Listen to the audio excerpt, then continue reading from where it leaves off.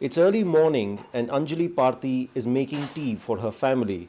This may not look revolutionary, but Anjali has something every Indian housewife aspires to, cooking gas piped directly to her kitchen. It also costs her only half as much as gas cylinders.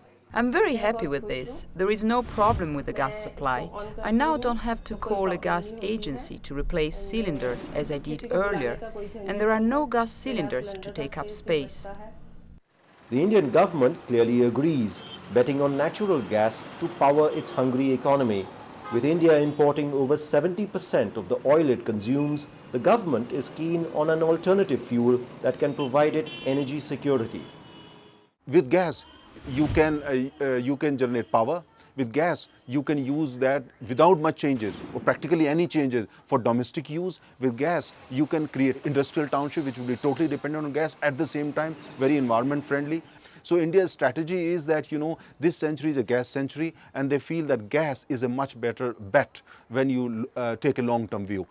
Companies are now racing to reach India's urban consumers. Indraprastha Gas already supplies gas to 130,000 customers in Delhi. It has an exclusive license for the next 3 years, in which time it hopes to reach 1 million households. Beyond 3 years also, as far as building the network and spreading it out to whichever area which not covered as yet, that exclusivity will remain with us for 25 years. So it will be our network, whether we are marketer of the product or anyone else is marketing, they all will be utilizing our network for supplying to the end customer. For industry, using natural gas instead of diesel, coal or naphtha cuts costs by around 30%. More importantly, for bottler Pearl Drinks, it's the ease and reliability of having gas piped directly to its boiler.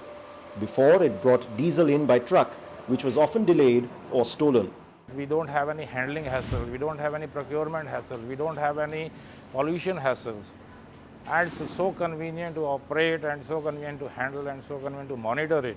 All this is due to India's recent gas finds, which could make the country a gas surplus economy by 2012.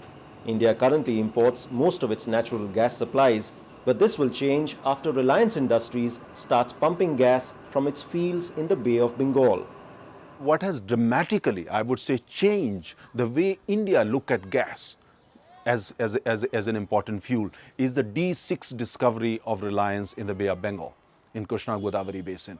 Because that was the first time after Reliance made the discovery that India discovered that actually the country has got access to world-class reserves of gas, within easy reach. In cities like New Delhi and Mumbai, public transport runs on compressed natural gas or CNG. Less than half the price of petrol and diesel, many drivers have converted to CNG. Already, demand for gas is outstripping supply. There are long queues at almost every CNG station in New Delhi. It sometimes takes drivers up to an hour to fill their tanks.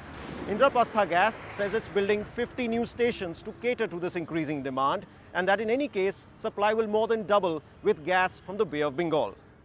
As India moves towards gas, demand for pipelines will be staggering. The public sector, Gas Authority of India or GAIL, is already building a $4 billion, 13,000-kilometer gas grid. They are building a huge network of pipeline across the country, which would be available not only for gas, for the captive use of GAIL, but they would also be making it available to other companies, those who want to pay and use basically their pipeline just like a trucker would use a road or an airline would use an airport. The Indian government plans to roll out gas networks in 200 cities in the next 5 years. With this expected to cost $8 billion, every company in the gas business is interested. The winners will be the large integrated players, those who have an assured supply of gas and a pipeline network to transport it.